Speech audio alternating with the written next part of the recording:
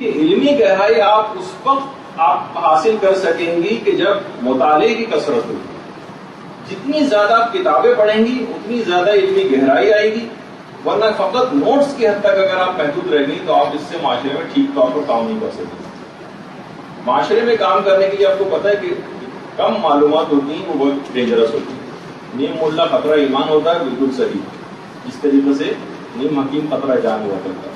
لیکن آپ کو بہت زیادہ اس میں سیریس مسئلہ ہے، اور علماء اس مسئلے میں اتنے زیادہ سخت رہے ہیں بہت سے علماء تو کہ اتنا غور و مطالعہ کرنے کے بعد منبر پہ جاتے ہیں کہ بہت سے علماء ہمارے سے گزرے جیسے آقا میر جہانی اور شیخ مہدی محدث، ان کے متعلق ان دو علماء کے متعلق ملتا ہے کہ یہ بہار الانوار کی پوری 110 جلدیں پڑھنے کے بعد پھر منبر پہ جاتے تھے کہ کوئی بات میں غلط کہیں جو ہے بیان نہ کرتے. 110 جلدیں بہار الانوار کی مطالعہ کرنے کے بعد درس کے لیے جایا کرتے تھے. اور دیگر علماء کا بھی طریقہ یہ ہے کہ آپ لوگوں کو تو خیر وہ مجلس سے رٹنے والا ایک طریقہ ہے زیادہ، تو ٹھیک ہے ابتدائی طور پر تو رٹی ہی جاتی ہیں مجلسیں، لیکن یہ کہ بہرحال مطالعے کی جو کثرت وہ بہت ضرور ہونی چاہیے. علماء کی سیرت میں رہی ہے کہ کم سے کم 10 سے پہلے 2 گھنٹے مسلسل مطالعہ ضرور کرتے ہیں، کم سے کم 2 گھنٹے جانے سے پہلے. آپ کو تو خیر وہ ریوائز کرنی ہوتی ہے، 10 15 20 جگہ بھی تو پڑھ چکی ہوتی ہے تو بہت اچھے طریقے سے یاد ہوتی ہے، ضرورت ہی نہیں ہوتی اس سے پہلے میں مطالعہ کرنے کی. اچھا، اسی طریقے سے آیت اللہ حسین بروجردی یہ فرماتے تھے کہ جب رات شروع ہوتی تھی، رات ابھی شروع ہوئی مطالعے میں جو منہمک میں ہوتا تھا، تو اکثر جب میں سر اٹھاتا تھا تو صبح سحر نمودار ہو چکا ہوتا، پتہ ہی نہیں چلتا تھا کہ رات کہاں گزر گئی. 8 گھنٹے تک سر بھی نہیں اٹھاتے تھے کتابوں سے جب اتنے بڑے علمی مقامات تک یہ افراد پہنچے. اور ایک اور بات جو خصوصی طور پر طالب علموں کو یاد رکھنی چاہیے، علماء کی دیکھیں سیرت کی باتیں میں اسی وجہ سے بیان کر رہا ہوں کہ ان کو اپنانے کی کوشش کریں، ان کی سیرت کو تو کچھ بن پائیں. چھٹی نہ کریں. آیت اللہ شیخ جواد تبریزی یہ فرماتے تھے کہ آج 40 سال ہو گئے ہیں میں درس و تدریس میں چھٹی کے مفہوم سے ناشنا ہوں. 40 سال میں ایک دن بھی چھٹی، کہتے ہیں چھٹی کیا چیز ہوتی ہے؟ علوم تبلیغات محمد و آل محمد جو ہے پھیلانا، اس کو جو ہے وہ معاشرے کے اندر رائج کرنا، اس میں چھٹی کا کیا تصور ہے؟ 40 سال ہو گئے مجھے چھٹی پتہ ہی نہیں چھٹی کیا چیز ہوتی ہے. تو بہرحال اس کا علی الخصوص آپ کو خیال رکھنا ہے کہ بلا وجہ ذرا سا کوئی ہوا چھٹی، ذرا سا کوئی مسئلہ پیش آیا، یعنی آپ اس کو مینج بھی کر سکتی ہیں، ہاف ڈے مثلا لے کے چلی گئی. یہ جو ہے انتہائی چھٹیاں کرنا یہ تعلیم عمل کو بالکل خراب کر کے رکھ دے گا. تو یہ آپ کو اگر واقعی سیریس ہیں، اور ماشاءاللہ آپ لوگ تو سیریس ہیں، اتنی پابندی سے آ رہی ہیں، تو اس بات کا اہتمام ضرور کریں کہ ریگولر رہیں، اس کے بغیر علم حاصل ہو نہیں سکتا. آیت اللہ شیخ عبد الکریم حائری، آیت اللہ شیخ عبد الکریم حائری وہ عالم دین ہے کہ جنہوں نے باقاعدہ قوم کا حوضہ علمیہ قائم کیا. آج جو قوم میں حوضہ علمیہ قائم ہے اور علماء سے چھلک رہا ہے قوم، وہ یہی شیخ عبد الکریم حائری تھے جن کی تصویر آپ کے سامنے. ایک دفعہ قوم میں بڑی شدید برف باری ہو رہی اور شاگرد درس میں کافی کم بھی آئے، تو طالب علموں نے درخواست کی کہ آج تو چھٹی دے دی جائے. برف باری بھی ہو رہی ہے، حاضری بھی بہت کم ہے. جیسے آج ہماری پہلی کلاس ہے، شاید پہلی کلاس کو اہمیت ہی نہیں دی گئی کہ آپ میں 2 گروپ جو ہے ہمیں مرج کرنے پڑ گئے اور ایک کلاس کرنے پڑ گئی، 3 گروپ.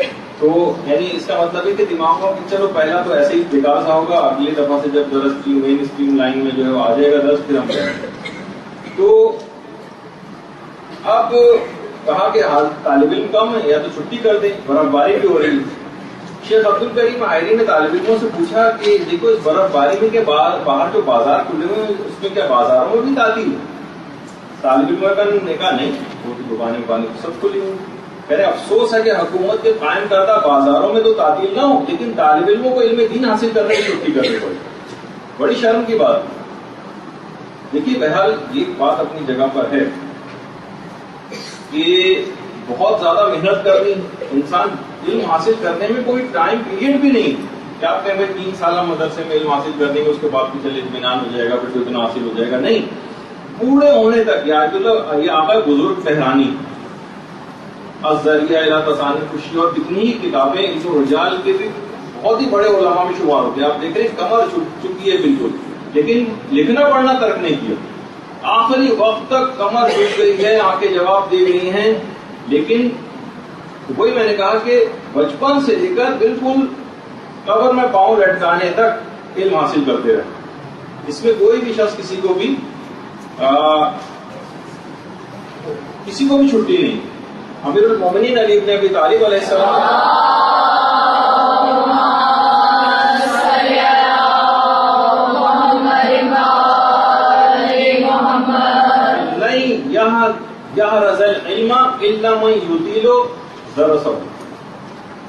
جب تک طویل مدت تک علم حاصل نہ کیا جائے, جب تک علم حاصل ہو ہی نہیں سکتا. اس کے لیے طویل مدت چاہیے. یہی وجہ ہے کہ آیت اللہ حسین برجردی جن کا ابھی میں نے اس سے پہلے بھی تذکرہ کیا تھا, پھر تذکرہ آ رہا ہے. ان کے دور میں طالب علم ایسا کوئی موقع پیش آ گیا کہ طالب علموں نے کئی دنوں کی چھٹیاں کر لی. تقریباً آدھا مہینہ ایسی چھٹیوں میں نکل گیا. جب طالب علم شہریہ لینے کے لیے آئے تو انہوں نے کہا کہ کیونکہ طالب علموں نے اس دفعہ درس نہیں پڑھا, اس وجہ سے کسی کو بھی شہریہ نہیں ملے. میں تم لوگوں کی وجہ سے جہنم میں نہیں جا سکتا. یہ باقاعدہ آیت اللہ حسین برجردی نے کہا. اس کے بعد خیر طالب علم وہاں سے تو خاموش ہو کر چلے گئے. پھر آیت اللہ گلپائگانی, سید محمد رضائی گلپائگانی کو پتہ چلا کہ انہوں نے باقاعدہ الگ سے پیسے طالب علموں کے لیے ان کو بھجوائے آیت اللہ برجردی کو, اور پھر اس کے بعد وہاں سے تقسیم. اور خود امام خمینی علیہ رحمہ وہ فرماتے تھے کہ جو طالب علم بھی درس صحیح طور پر نہیں پڑھ رہا اس کے لیے مدرسے میں رہنا حرام ہے, چاہے وہ شہریہ لے یا نہ لے. یہ باقاعدہ امام خمینی کہا کرتے تھے. تو دیکھیے یہ سب چیزیں, اس کے اوپر لوگوں کے وہ خرچ ہو رہے ہوتے ہیں. لوگ اپنے حلال کمائی میں سے پیسے ڈونیشن دے رہے ہوتے ہیں, نکال رہے ہوتے ہیں. کس طریقے سے آپ لوگوں کو یہ بزم سجانے میں کتنی مشکلات کا سامنا کرنا پڑتا ہے. اس کے بعد آپ ہی اگر صحیح طور پر سیریس نہیں ہوں گے علم دین حاصل کرنے میں تو یہ بات کس طریقے سے آگے بڑھ سکے گی, اس کا فائدہ کیا ہوگا, اتنے لوگوں کی محنت ہوگا. یہی وجہ ہے کہ آقائے مجتہدی تہرانی جو اس وقت رہبر معظم کے سامنے تصویر میں بیٹھے ہوئے آپ کو نظر آ رہے ہیں, وہ رہبر معظم کا ان کا بھی کچھ ہی عرصے پہلے آقائے مجتہدی تہرانی کا انتقال ہوا ہے. اور ان کے مدرسے کے متعلق خود رہبر معظم کا کہنا یہ ہے کہ ان کے مدرسے میں انسان تیار ہو. ان کا اب تو انتقال ہو چکا ہے. خود آیت اللہ مجتہدی تہرانی فرماتے تھے کہ بہت سارے صاحبان علم دیکھیے ایسے ہوتے ہیں کہ جن سے ملنا انتہائی دشوار ہوتا ہے, بہت دشوار ہوتا ہے ان سے ملنا. اور مثلاً صبح کے وقت آپ جائیں تو پتہ چلا کہ سو رہے ہیں, ظہر کے بعد جائیں آپ ان سے ملنے کے لیے تو کہتے ہیں کہ ابھی وہ قیلولہ کر رہے ہیں, عشاء کے بعد جائیں تو پتہ چلا کہ وہ ٹھہر کے پھر دوبارہ سو چکے ہیں. تو کہتے ہیں کہ لگتا ایسا کہ ان کا کام وہی ہے, صباحکم اللہ و مساکم اللہ, بس یہ یعنی ان کا کام صبح بغیر شام بخیر اور شب بخیر جو کہنا غالباً یہی کام ہے. کام کرنا پڑے گا, لیکن یہ فقط آرام ہی کرتے رہنا یہ خاص طور پر دینی طالب علم کے لیے اور دینی طالبہ کے لیے یہ اس کا شیوا نہیں ہونا چاہیے. سونے کے لیے خبر بہت ٹائم پڑا ہے عالم برزخ کا, اس میں کام دیکھی کرنا اور اسی سے آپ کو کامیابی ملے گی. شعر نے کامیابی تو کام سے ہوگی نہ کہ حسن کلام سے ہوگی. یعنی فقط میٹھی میٹھی باتیں کرنا اور صرف جا کے رٹی رٹائی مجلس سے پڑھ دینا. اصل دیکھیے باطل کے پاس پورے 12 مہینوں میں سے فقط 2 دن ایک لحاظ سے دیکھا جائے تو باطل اپنا کام کو ذرا بند کرتا ہے ٹی وی کے ذریعے. صرف 9-10 محرم وہ بھی دیکھتے ہیں کہ اب تو چینل اس کی بھی پاسداری نہیں کر رہے ہیں, اسی تھوڑے دن میں غالباً اسی ڈگر کے اوپر چلے جائیں گے. 2 ایک صرف نوئے اور 2 ایک مجلسیں دیں گے, اس کے بعد وہی جس کو فضول کے اور موسیقی کے پروگرام ان کے اوپر بھی جاری ہو جائیں گے. ان کے پاس 365 میں سے سمجھے کہ 363 دن وہ لوگ کام کر رہے ہیں, اور آپ فقط اگر کام کسی طور پر ہو تو وہ بھی اپ ٹو دا مارک نہیں ہے, کام جیسا ہونا چاہیے, صرف فقط 2 مہینے 8 دن کا کام ہے آپ. اور اس کے بعد پھر سارے کے سارے اپنا بوریا بستر بند کر کے سو جاتے ہیں. اصل کام وہ ہے جو پورے سال چلنا چاہیے. جبھی یہی وجہ ہے آیت اللہ مجتہدی تہرانی جن کی ابھی میں نے بات بتائی, ان کا تو خیر کچھ عرصے پہلے انتقال ہو گیا ہے, لیکن آیت اللہ بہجت ایک جملہ بڑا اچھا فرماتے ہیں. کہتے تھے کہ دیکھو قوال نہ بنو فعال بنو. ایک ہوتا ہے قوال یعنی منہ سے صرف زبانی باتیں کرنے والے, دین کی چپڑی چپڑی باتیں کرنے والے, اور صرف بس یہ کہ لوگوں تک ہماری تھوڑی سی واہ واہ ہو جائے, کچھ ہم تقریریں وغیرہ کرتے ہیں, لوگ کہیں گے دیکھیے کتنی اچھی مجلس انہوں نے پڑھی. قوال نہ بنے فعال بنے, کام کرنے والے بنے. ہم صرف اسی کام پر صرف اٹک کے رہ گئے ہیں. کہ صرف زبانی کلامی صرف ہم بہت سی چیزیں کرتے ہیں، زندگیاں عمل سے جو ہے وہ آری نظر آتی ہیں. بس اول وقت نماز کا دیکھیے اہتمام ہونا چاہیے، خشوع و خضوع نمازوں میں آپ کو قائم کرنے کی کوشش کرنی چاہیے. باقاعدہ آیت اللہ عبد الحادی شیرازی یہ مرجع گزرے ہیں، اور خاص طور پر ایک ان کی شخصیت کے حوالے سے آج کے دن کا ایک تحفہ آپ لیتی جائیے. یہ فرماتے یہ ہمیشہ تکبیرۃ الاحرام کہنے سے پہلے ہمیشہ ایک جملہ کہا کرتے تھے، السلام علیکہ یا ابا عبداللہ، اس کے بعد کہتے تھے اللہ اکبر. اور یہ بات بیان فرماتے تھے، کہتے تھے یہ مختصر ترین زیارت نماز میں حضور قلب کے لیے انتہائی مؤثر ہے.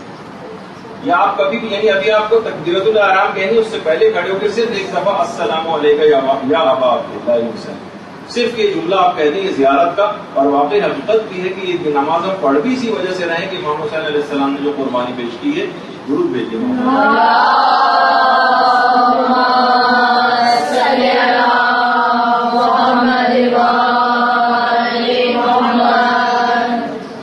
تو یہ جو ہے حضور قلب کے لیے انتہائی مؤثر ہے. جتنا حضور قلب زیادہ پیدا ہوگا اتنی نماز کے اندر گہرائی پیدا ہوگی، اتنی نماز ہماری افیکٹو بنے گی، اتنی وہ نماز ہمیں گناہوں سے بچا سکے گی، اتنی وہ ہمارے اندر اخلاص عمل پیدا کر سکے گی.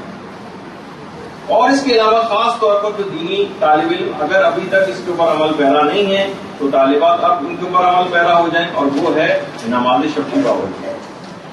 نماز شب اگر کوئی شخص نہیں پڑھا، میں نے آپ کو بتایا تھا نا کہ سید مہدی بہرالعلوم نے اسی وجہ سے درس دینا بند کر دیا. دیکھو کہتے تھے نہیں، میں راتوں کو اپنی شاگردوں کے گھروں کے سامنے سے گزرا ہوں، سب کے گھروں کی لائٹیں بجھی ہوئی تھی، سب سو رہے تھے، نہ کسی کے گھر سے مناجات کی آواز آتی تھی، نہ کسی دعا کو پڑھنے کی آواز آتی ہے، نہ کسی زیارت کے پڑھنے کی آواز آتی ہے. میں ایسے طالب علموں کو درس نہیں دے سکتا، نہ اس کا کوئی فائدہ. اس کے بعد پھر اگلی رات کو طالب علموں نے وعدہ کیا کہ نہیں اب آئندہ سے ہم مناجات بھی کریں گے، نماز شب کے لیے اٹھیں گے. پھر جب اس کے بعد گھروں سے صدائیں بلند ہونا شروع ہوئیں مناجاتوں کی اور دعاؤں کی اور زیارتوں کی، اور آدھی رات کو اٹھ کر نماز شب پڑھنے کی، پھر آیت اللہ سید مہدی بہرالعلوم میں درس دینا شروع کی. دیکھیے، اور ویسے قرآن ان کے مطابق کہا جاتا ہے کہ راتوں کو سوتے نہیں، اور کسی رات کو یہ قرار دیتے تھے کہ آج کی رات قیام کی رات، اور پوری رات کھڑے ہو کر عبادت کرتے ہوئے یا تلاوت قرآن کرتے ہوئے گزارتے تھے. کبھی کہتے تھے حاذہ لیلۃ الرکوع، آج کی رات رکوع کی رات، اور پوری رات رکوع میں گزارتے تھے. حاذہ لیلۃ السجود، آج کی رات سجدے کی رات ہے، پوری رات سجدے میں گزارتے تھے. دیکھیے یہ وجہ ہے کہ ہم سے یہ پابندیاں کیوں نہیں ہو پاتی. وہ جو پانچویں امام نے جو حدیث نقل کی، جو بیان